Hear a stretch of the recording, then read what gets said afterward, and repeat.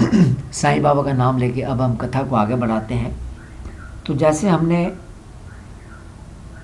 पहले बताया था भाग में, जहाँ कर्स ऑफ ऋषि सेक्शन 1 में बताया था कि जब श्री कृष्ण 125 वर्ष के हो गए तब ब्रह्मा जी और दूसरे ऋषि सब आते हैं, शंकर जी सब द्वारका आते हैं और श्री कृष्ण भगवान से कहते हैं कि अब आप परम धाम पधारें, वापिस चलें और वापिस चलकर हमारे लोगों का पालन पोषण करें। तब श्री कृष्ण बोले कि मैं भी यह फैसला कर चुका हूँ कि अब मेरे को वापस जाना चाहिए, लेकिन अभी एक काम बाकी है और वो है यदुवंशियों का विनाश, क्योंकि यदुवंशी बहुत ही बलशाली और घमंडी हो गए हैं और अगर इनका संहार नहीं किया गया तो ये सारे लोगों में उद्यम मचाएंगे, तंग करेंगे, अतः इनका अंत हो जाने पर ही मैं वापस आऊंगा। अब जैसे पहले बताया था कि ये बात बहुत सोचने की है कि जो बहुत बलशाली हो जाता है सत्ता में आके तो उसे बहुत घमंड हो जाता है और फिर उसका उस घमंड की वजह से ही नाश होता है, क्योंकि वो अपने बल का दुरुपयोग करने लगता है।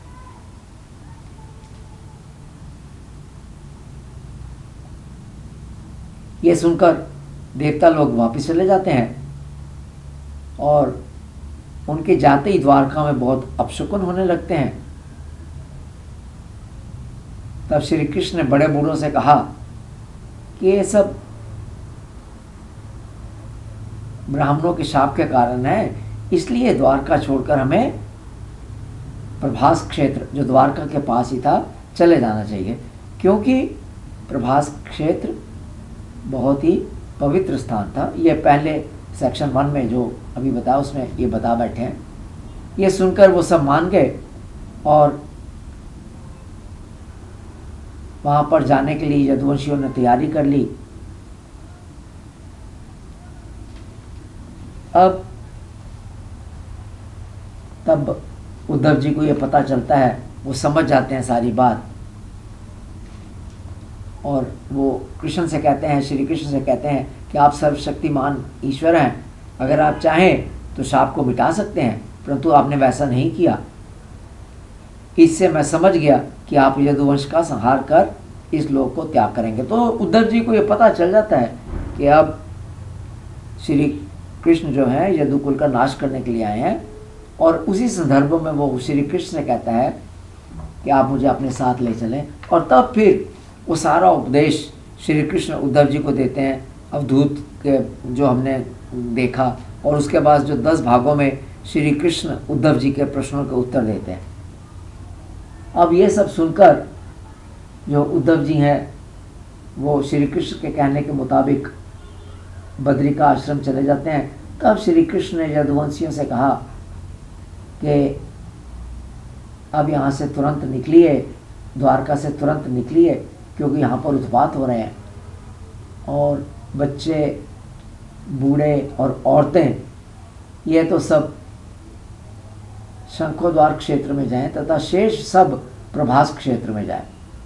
तो आज्ञा मानकर सब ऐसे ही चल पड़े। प्रभास क्षेत्र में जाकर यादवों ने शांति पाठ किया, दान दक्षिणा दी, ये सब किया उन्होंने, परंतु देव ने या भाग्य ने उनकी बुद्धि हर ली और उन्होंने वहाँ पर बहुत मधुरापान किया और फिर वो बहुत उन्मत्त होकर आपस में लड़ने लगे। सारे यादव बहुत योद्धा थे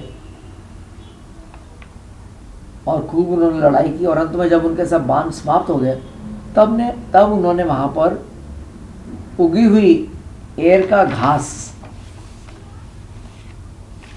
एक घास का प्रकार है एर का घास, वो उखाड़नी शुरू की और ये घास मूसल के चूरे से पैदा हुई थी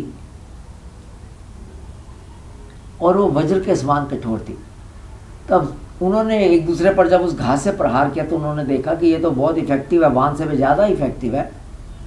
तो उन्होंने उसके साथ फिर लड़ना शुरू किया और फिर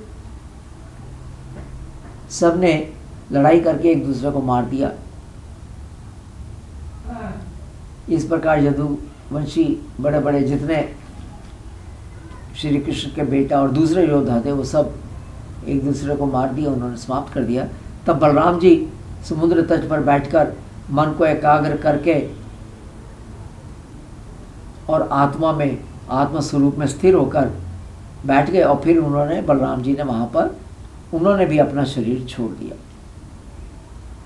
ये सब देखकर श्री कृष्ण एक पीपल के पेड़ के नीचे जाकर बैठ गए और फिर उन्होंने चतुर्भुज रूप धारण किया।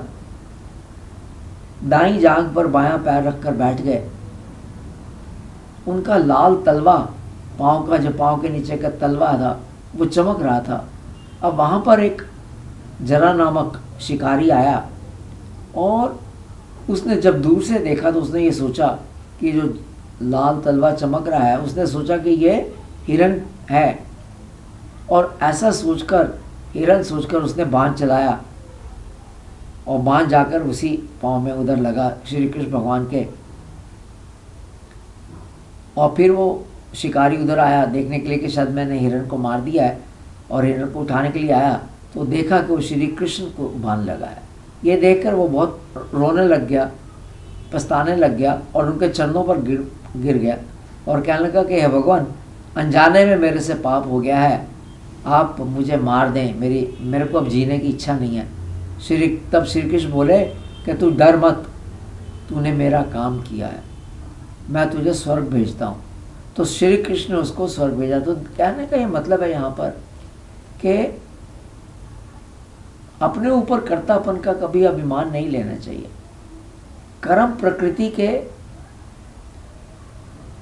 प्रेरणा से होते हैं और फिर उसके पीछे क्या छिपा हुआ ये कुछ कोई कह नहीं सकता।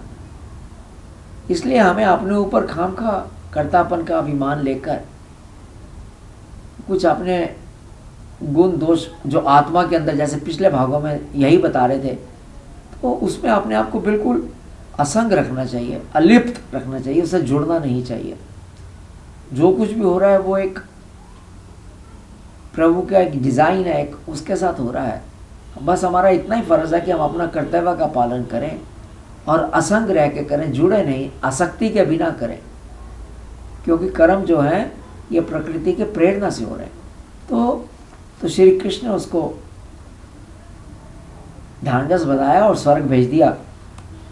तब उस वक्त श्री कृष्ण के सारथी दारुक जी भी वहाँ पर आए और उन्होंने जब श्री कृष्ण की वो दशा देखी तो वो देख कर रोने लगे। तब उस वक्त उसने देखा कि भगवान का रथ घोड़ों के साथ आकाश में उड़ गया और उसके पीछे पीछे श्री कृष्ण भगवान के जो दिव्य हथियार थे वो भी चले गए। अब उसके बाद श्री कृष्ण भगवान दारुक से बोले कि अब तुम द्वारका जाओ तथा लोगों को ये सारी बातें वहाँ पर जाकर द्वारका जाकर वहाँ पर ये सब बातें उन लोगों को बताओ तथा कहना कि अब द्वारका में कोई ना रहे, जो बाकी बचे हुए लोग हैं वो भी द्वारका से अब निकल जाए, कोई ना वहाँ रहे, क्योंकि समुद्र द्वारका को अब डुबो देगा। अतः वो द्वारका को छोड़े और सब के सब इंद्रप्रस्थ में अर्जुन के पास चले जाए। ये सुनकर दारुक वहाँ से उदास मन होकर चला गया।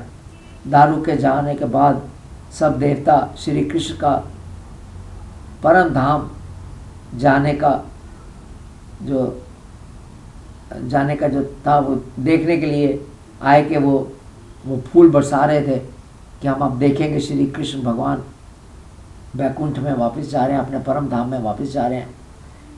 तब भगवान सशरीर चले गए, उनके साथ साथ भगवान के साथ साथ सत्य, धर्म, धैर्य, ये सब श्री देवी, ये भी चली गई। जब श्री कृष्ण अपने धाम में प्रवेश करने लगे तो देवता भी उन्हें नहीं देख पाए, क्योंकि भगवान की गति मन और वाणी से तेज होती है, देख नहीं पाते उसको। उन्होंने यह भी संसार को बताया कि आत्मनिष्ठ पुरुषों को शरीर रखने की चेष्टा नहीं करनी चाहिए। तो ये जो प्रकरण है ये इस पॉइंट ऑफ व्यू से भी बहुत इम्पॉर्टेंट है कि जो भी परमात्मा में स्थित पुरुष होता है उन्हें अपने शरीर को रखने की चेष्टा नहीं करनी चाहिए। शरीर ने तो जाना ही है, ये कोई सदा रहने वाली चीज़ नहीं है, ये देर सवेर इसने जाना ही है। तो ज़्यादा ज़रूरी है कि इसके साथ आप प्रभु में ध्यान लगाइए, प्रभु में जुड़िए, प्रभु के साथ एक रहिए। और शरीर के बारे में, संसार के बारे में चिंता मत कीजिए। संसार तो मिथ्या ही है और शरीर भी नहीं है। तो ज़रूरी बात यह है कि शरीर को रखने की ज़्यादा चेष्टा नहीं करनी चाहिए, इसने तो जाना ही है। चेष्टा इस बात की करनी चाहिए कि हम प्रभु के साथ कितने जुड़े हुए। तब फिर दारुक वहाँ से चला। श्री कृष्ण ने जैसे उसको कहा था, आकर वो फिर वहाँ पर सारी बात इंद्रप्रस्थ में आके सबको बताता है, पांडवों को ये सब बताता है। तो जब